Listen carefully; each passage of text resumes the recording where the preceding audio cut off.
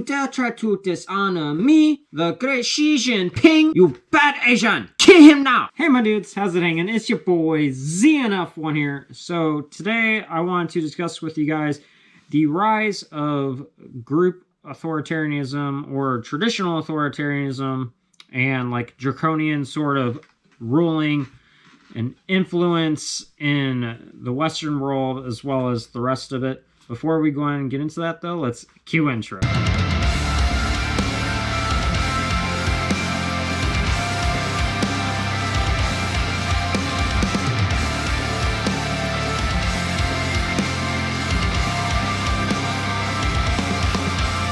Now, there are generally three key signs that authoritarianism is kind of urging its head in. First would be projection of strength. This often happens with like military. A way that most people can kind of like remember or like shows people, it's generally parades of military to show off the military's might. And this is out of fear of seeming illegitimate. This happened in countries like Russia, China, Nazi Germany, etc. This is also accompanied by projecting individually and obsessively in order to protect them, the individual / country, from some form of a threat. Which leads us to our next point, demonizing enemies or a group of people. Authoritarians go out of their way to identify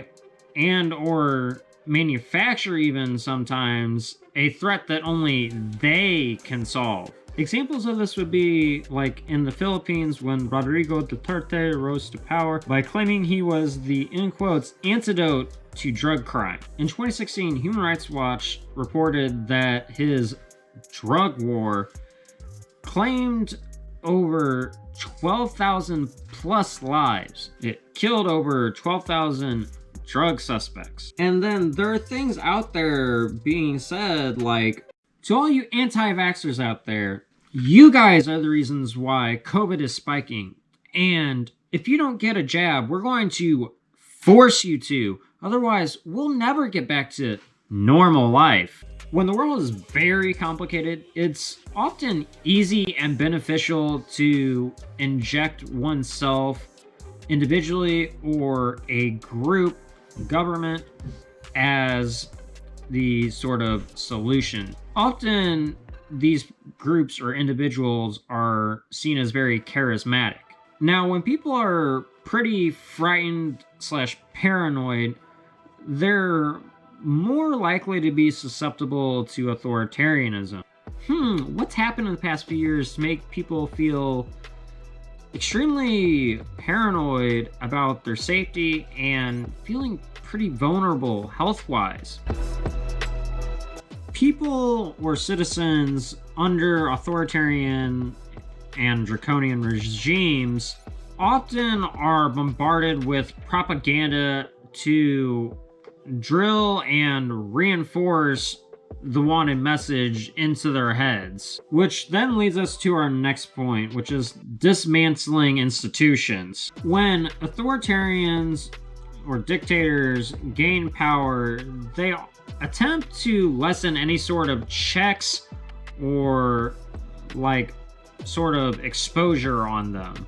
This happens especially with reporters and journalists in ways like imprisonment, ostracizing, threatening, and even killing in some instances. This happens with many journalists who speak out against the Communist Party in China.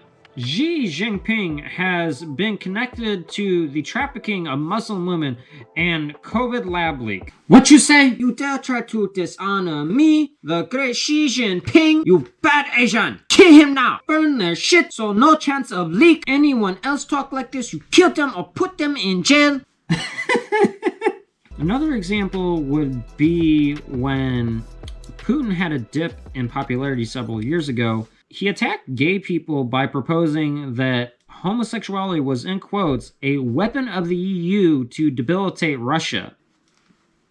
It's ridiculous, isn't it? Similar to China's censorship, the US has followed in a number of years by doing things like arresting innocent protesters and stripping said protesters of their voting rights in some states like Tennessee, which we actually did a video on the attack on protesting rights. I'll leave a link to that in the description below. There's events like that to things like Biden plus his administration, Fauci and co, trying to mandate COVID-19 vaccines, which are mainly experimental still, by the way, on employees. Otherwise, they would be fired, which is pretty anti-pro-choice despite how democratic a lot of these people claim to be, right? Here, get this highly experimental vaccine that was produced in a majorly short time compared to how it was previously, and, you know, we'll go ahead and throw in a free lottery ticket for you. We'll give you free meals to a restaurant, get movie tickets, or prostitutes even if you want, man. And if you don't do it, you'll get fired from your job, and you'll have no money to provide for your family. So get the fucking jab, or else. It's not at all like this is against the Nuremberg Code. Now, Joe Biden plus co even tried to mandate that all companies with 100 employees or more get jabbed, or all those people are going to have to get fired or face heavy fines. Again, that's coercion. It's draconian as fucking shit, and that's them trying to force an agenda on people. Mainstream media and the government have even resorted to things like policing information and suppressing anybody who expresses a different opinion or presents facts that are different than the narrative that they're trying to portray, like China does. This is also draconian. It doesn't meet our narrative that we paid mainstream media to portray. I don't like it. Squash it, and anything that is eerily similar to it. Then you could even argue that the lockdowns ordered in 2020, which restricted the First Amendment rights of freedom to gather / movement or travel under the Trump plus administration, was a form of authoritarianism. Some of these emergency powers granted around the pandemic and even after 9/11 still remain, which is kind of like the whole surveillance state that some people have talked about. These are often stretches to gain more power. Dictators or those of that mindset often use these emergencies as a means to gain more control over their people, which are then used on societies that are already complacent with these extensions of powers to breach even more on personal / individual freedoms in the future, often after previous generations happen to accept this invasion of freedom or extension of emergency powers as normal everyday life. It certainly happened after 9/11 too. An ex-NSA agent and whistleblower Edward Snowden has talked about that for years. Now, I also grew up thinking that these invasions of internet privacy and heavy monitoring were okay, and that's because of what I was taught by the system and mainstream media. That is till I woke up, at least.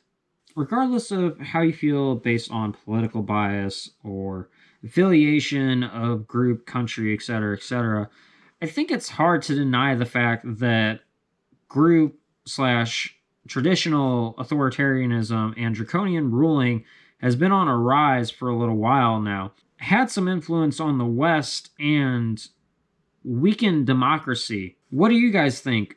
Let me know in the comment section down below as to what your guys' whole opinion is on this, because, you know, at the end of the day, I'm just me, but what about you guys? That's going to be it for us today. If you guys didn't make it to the end of this video, go ahead and leave the word propaganda down in the comment section below to let me know that you guys are part of the 100% club. But it's times like these to, you know, stand together and realize how strong we are individually but together, and what things we shouldn't be denied to be treated as humans.